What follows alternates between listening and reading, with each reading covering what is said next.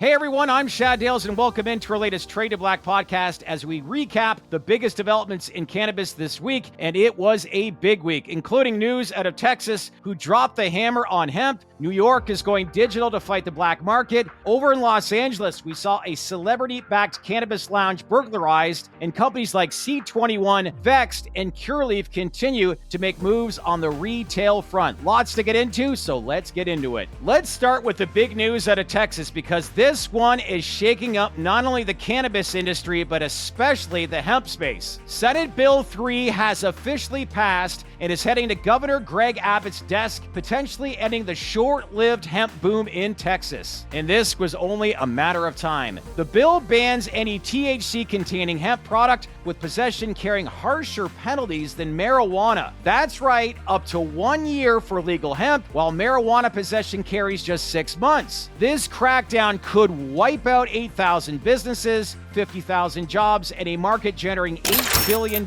in revenue. Lieutenant Governor Dan Patrick called this the most passionate issue ever, claiming the industry targets kids and operates with no oversight. But when you look at the grand scheme of things, there's 8,000 smoke shops that have opened up in only 18 months. Think about that. That's more than McDonald's and Starbucks combined. This was only a matter of time before it went sideways. However, it is worth noting that there's plenty of businesses and hemp farmers in Texas that are still playing by the rules. So what happens next? We're about to find out from the Governor Greg Abbott. We'll continue to watch this closely. And while this is all happening, Texas's medical marijuana program is slowly expanding. It's quiet progress, but not nearly enough access, but it's coming. Now over to New York, and it's a totally different strategy. Regulators launched a Buy Legal interactive map to help consumers find licensed dispensaries. It's a smart tool aimed at crushing the illicit market that's still thriving post-legalization. The map plugs right into Google Maps, shows store hours, ownership, and delivery options. State data shows enforcement efforts like Operation Padlock have already led to a 105% jump in legal sales in affected areas. Quite honestly, this is how you do it. Enforce, educate, and make it easy to go legal. Job well done, New York.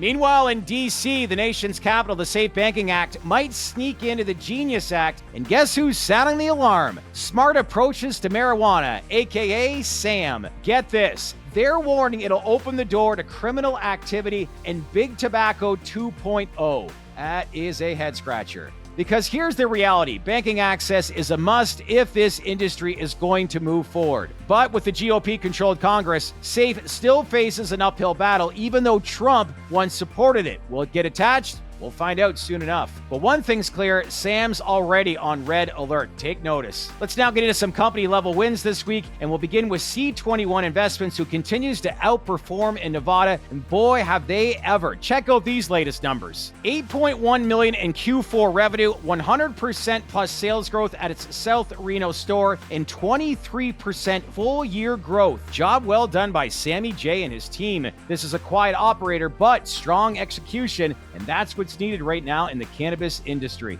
Meanwhile, Vex Science, they also had a banger report. They crushed Q1, 11.56 in revenue, 71% year-over-year EBITDA growth, and positive cash flow. They're also expanding in Ohio, staying disciplined in Arizona, and cutting debt. This is a real operator focus right now with this company. Let's now talk expansion, where Curaleaf opened up its third dispensary in Ohio with drive-through access, growing its national footprint to now 152 locations. CEO Boris Jort is staying focused on customer-first retail, something he alluded to the last time he was on our Trade to Black podcast. Now over to Canada, and here's a hot story. Apollo Technology Capital, a 3% shareholder in MediPharm Labs, just called out the board in a scathing letter. And oh baby, is this story rather interesting. In this letter, it outlines that the company lost $3.3 million in Q1 and has only $8.4 million in cash that could run dry by November. Revenue's down across every segment, and Apollo's accusing management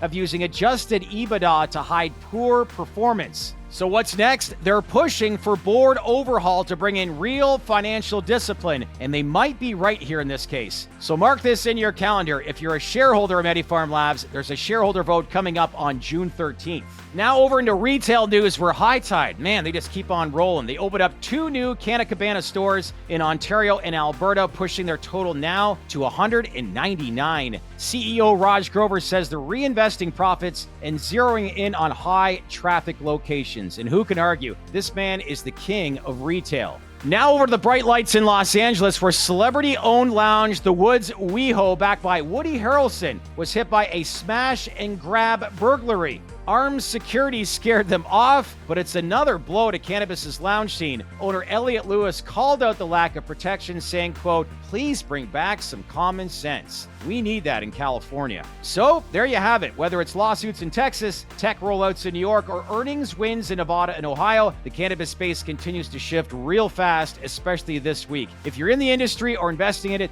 these are the moves that matter. To get a chance, make sure to like, subscribe, and smash on that bell for all notifications. Let us know what was the biggest highlight for you this week in the cannabis industry. Leave some comments below. Let's keep this conversation going. One last thing, scan this QR code to become a daily baked-in newsletter subscriber delivered to your inbox weekdays, Monday through Friday at 8 a.m. Eastern Time, giving you all the latest information on the business and reform side of the cannabis industry. Enjoy the rest of your weekend, everyone. We're back next week with more reform, more market action, and probably some more fireworks from Washington and especially in Texas. We're going to find out what's going to happen this week with their Governor Greg Abbott and if he indeed signs off on this. And if he does, wow, what an impact that'll have on the hemp industry. So with that, like I always say, stay open-minded, stay connected with us here at the Traded Black Podcast, and I'll see you next week. I'm your host, Shad Dales, and thanks again for watching.